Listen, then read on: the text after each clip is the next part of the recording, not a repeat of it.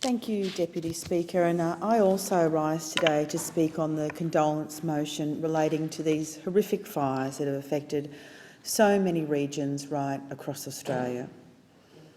Over the past weeks and months, we've seen so much of our nation impacted by these horrific, devastating fires. And tragically, 33 people have lost their lives and thousands have lost their homes, and tens of thousands of properties have been destroyed.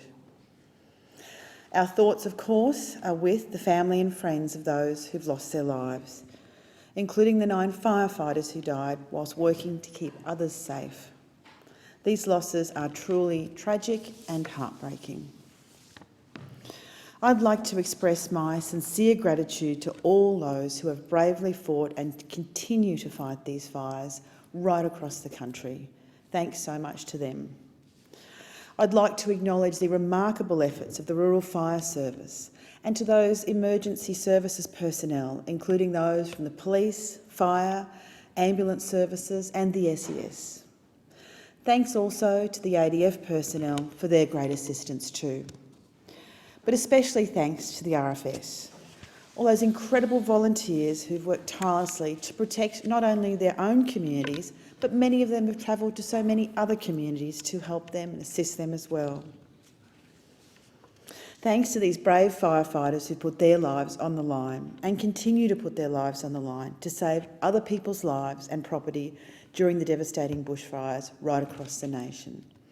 I know, speaking to many of the RFS members in my area, many of them have travelled throughout the state and elsewhere to help out, and thanks to all of them for just their incredible work and dedication.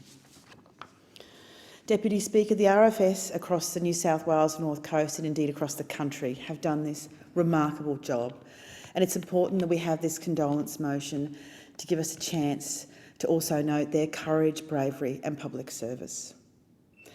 I also especially would like to thank and acknowledge the outstanding leadership and commitment of the New South Wales RFS Commissioner Shane Fitzsimmons and the incredible work that he has been doing over the past months. I'd also like to note the massive community support for those who have suffered and are suffering. So many people offering assistance to those who've lost so much. And this community spirit has indeed been overwhelming across the state, across the nation, and even from across the world with some of the very generous donations that are coming in. And it is truly inspirational to see the extent of the community spirit of people coming together to help one another. Deputy Speaker, across New South Wales, more than 5 million hectares have burned during this unprecedented fire season. The latest figures from the New South Wales Rural Fire Service show that 2,400 homes have been destroyed, with 10,000 buildings impacted. Now, whilst in my electorate of Richmond, there was minimal damage to property compared to many other areas. But across the entire New South Wales North Coast, over 125,000 hectares were burnt and over 800 homes were either destroyed or damaged. Early in the bushfire season in my electorate of Richmond, the fires around Mount Nardi posed a very serious threat and did cause quite extensive damage.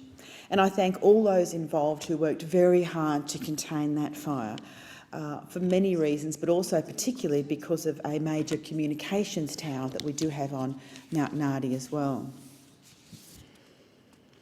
Soon after this time, Deputy Speaker, the opposition leader visited the North Coast, and he, along with myself and the member for Page and also the state member for Lismore, we met with local RFS volunteers at a briefing at their headquarters in Casino. We then went on to meet with locals at the Nimbin Showground Evacuation Centre and listened to stories of those who'd been severely affected by the impact of these fires. And we later went on to meet with the Nimbin CWA, and of course our CWA as well are always there to assist in any emergencies. They do an incredible job, I know, through my region and right throughout the country. Deputy Speaker, the fires we've seen this summer are unprecedented and have had such an extreme devastating impact, with that tragic loss of life and loss of property. And also the extreme impact upon our precious forests, our wildlife and their habitat. In my region, the New South Wales North Coast, rainforests have burned for the very first time, and this is truly heartbreaking, something we never thought this could happen, that these rainforests would burn. It is horrendous. Deputy Speaker, I'd also like to acknowledge the recent visit to my electorate from the Federal Shadow Minister for Local Government, the member for Blaxland, along with the New South Wales State Shadow Minister for Local Government, Greg Warren. We met with representatives from Tweed, Byron and Ballina councils to discuss the fire recovery grants and also future planning. We also met with members of the Mullumbimby RFS and thanked them for their extraordinary commitment and courage during this time. I'd also like to take this opportunity to commend those at ABC Radio who've worked so incredibly hard to provide vital information right around the nation. And I'd particularly like to thank my local ABC North Coast, whose journalists do an outstanding job, and they were providing bushfire updates and warnings to those fire-affected communities. And I know many of them worked very, very long hours to ensure this information was provided. And Deputy Speaker, we do need to look at lessons that need to be learned and how we plan for the future. And we must all work together to achieve that. We need to find practical measures towards a new strategy for disaster preparedness and our capacity and ability to respond, because this is no longer business as usual. The destruction we've seen throughout this bushfire season is unprecedented in our country's history. We as a nation, particularly in light of this devastation now, need to seriously be looking at working together to tackle climate change. This is vitally important.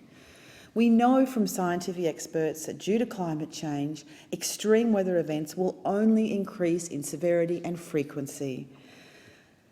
So this just cannot be delayed any further. We have to have action.